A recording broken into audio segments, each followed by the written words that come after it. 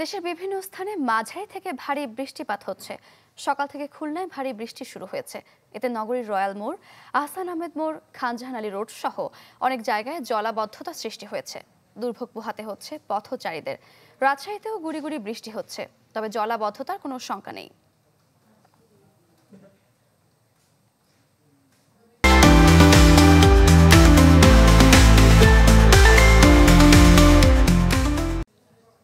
খুলনায় কয়েক ঘন্টার ভারী বৃষ্টিতে সৃষ্টি হয়েছে জলাবদ্ধতা। আমরা বলছিলাম দর্শক, এই বিষয়ে আমরা আরো বিস্তারিত জানবো। আমাদের সঙ্গে যুক্ত হচ্ছেন সহকর্মী মামুন রেজা।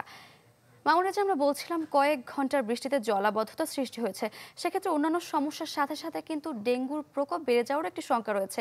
প্রশাসনের পক্ষ থেকে কোনো ব্যবস্থা নেওয়া হয়েছে কিনা?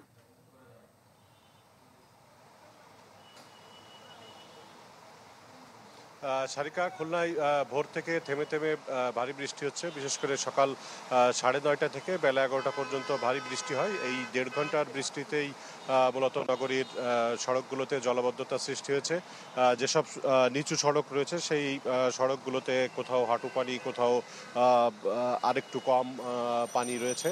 আর এই জলাবদ্ধতার কারণে নগরীতে যেসব যানবাহন চলাচল করছে কিংবা পথচারী রয়েছে তাদের সকলকেই দুর্ভোগ পোহাতে হচ্ছে। বিশেষ করে নগরীর রয়্যাল মোড়, শান্তিধাম মোড়, সাত রাস্তা মোড়, বাইতিপাড়া, টুটপাড়া, মিস্ত্রিপাড়া, এই এলাকাগুলোর সড়ক পানির নিচে রয়েছে, যার ফলে মানুষের চলাচলে দুর্ভোগ পোহাতে হচ্ছে। আর এই দুর্ভোগ খুলনায় অনেক দিন ধরেই চলছে। ভারী বৃষ্টি হলেই নগরীর বেশ কিছু এলাকার সড়কে পানিতে তলিয়ে যায়।